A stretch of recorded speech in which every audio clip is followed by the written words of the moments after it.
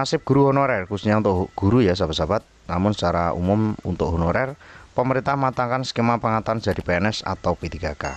Namun peluangnya terbesar di PNS ya, karena memang sudah diusulkan oleh DPR. Pemerintah kini sedang menyusun langkah strategis untuk memperjelas status guru honorer di seluruh Indonesia. Upaya ini bertujuan agar tidak ada lagi tenaga pendidik yang berstatus non-aparatur sipil negara atau ASN di masa mendatang. Isu mengenai nasib guru honorer sempat menjadi perbincangan hangat setelah terbitnya surat atau SE Kemendikbudrismen nomor 7 tahun 2026.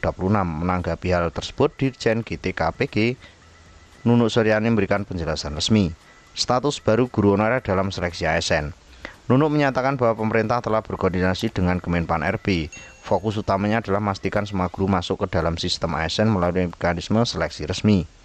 Selanjutnya, terkait status akhir apakah guru tersebut menjadi PNS atau P3K, Nunuk menyebutkan bahwa hal ini masih dalam tahap pengkajian mendalam. Skema penetapan status tersebut perlu mempertimbangkan berbagai regulasi termasuk aturan mengenai batas usia bagi pelamar PNS. Kalau terkait dengan PNS ini sebetulnya untuk masa pemerintahan Presiden SBY ya tahun 2014 itu 35 tahun ke atas pun bisa menjadi PNS ya sahabat-sahabat, dengan syarat tergantung dari kebijakan dari Presiden dan disetujui oleh DPR maupun dari kementerian. Ia menambahkan bahwa proyeksi pemerintah sebelumnya telah mengakomodasi guru berusia di atas 35 tahun melalui program P3K sejak 2021. Oleh karena itu, skema lanjutan untuk sisa tenaga non-ASN masih harus dimatangkan oleh instansi pembina terkait. Kepastian mengenai isu pemutusan hubungan kerja, masyarakat sempat mengkhawatirkan adanya PHK besar-besaran guru non-ASN mulai 2027. Namun Nunuk dengan tegas membantah isu tersebut dan memastikan tidak akan ada kebijakan PHK massal bagi para pendidik ini.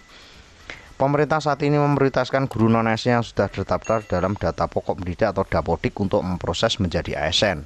Selanjutnya, langkah ini diambil guna memenuhi kebutuhan tenaga pengajar berkualitas di berbagai daerah dengan kepastian status hukum.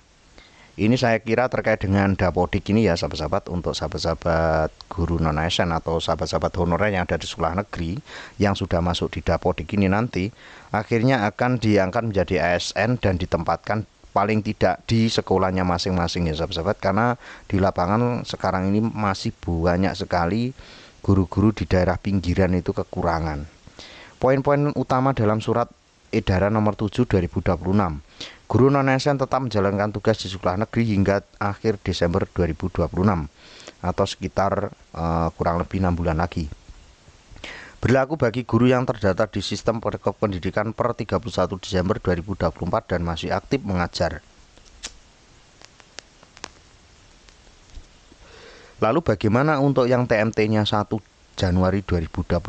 Nah, di sini ya sahabat-sahabat.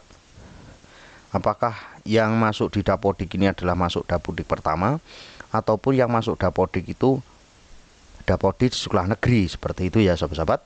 Data valid guru non-ASN dapat dipantau langsung melalui laman Ruang SDM. Pemberian penghasilan tetap berjalan mencakup tunjangan profesi bagi pemilik sertifikat pendidik. Guru yang belum bersertifikat pendidik akan menerima insentif dari Kemendikbudrismen. Ringkasan aturan di atas menjadi landasan sementara bagi operasional guru honorer selama masa transisi menuju status ASN yang lebih tetap. Jadi ASN-nya ini nanti PNS atau P3K belum jelas ya sahabat-sahabat. Jadi belum ada kejelasan terkait PNS atau P3K, tapi menurut admin sendiri masih 50-50 yang pasti akan diangkat menjadi ASN.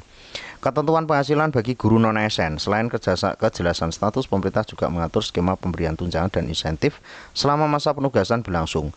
Hal ini dilakukan untuk menjamin kesejahteraan para guru sembari menunggu hasil seleksi ASN yang sedang dirumuskan. Jadi memakai skema baru ya sahabat-sahabat.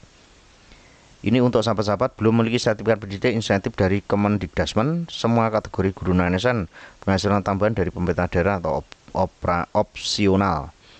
Memiliki sertifikat pendidik dan memenuhi beban kerja dapat TPG, memiliki sertifikat pendidik dan kurang insentif dari Kemendikbudrismen. Besaran penghasilan tambahan dari pemerintah daerah bersifat fleksibel dan sangat bergantung pada kemampuan anggaran masing-masing wilayah. Dengan adanya payung hukum ini, diharapkan para guru tetap tenang dalam menjalankan tugas mulia mendidik generasi bangsa. Mudah-mudahan informasi ini bisa bermanfaat ya sahabat-sahabat. Nanti untuk sahabat-sahabat P3K paruh waktu akan dialihkan menjadi P3K penuh waktu, dan nanti yang penuh waktu bisa angkat bertahap menjadi PNS, dan itu akan lebih terorganisir ya sahabat-sahabat, seperti itu.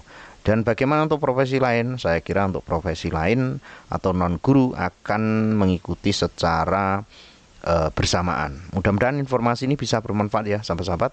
Terus pantau informasi terbaru hanya di kanal YouTube ini. See you next time.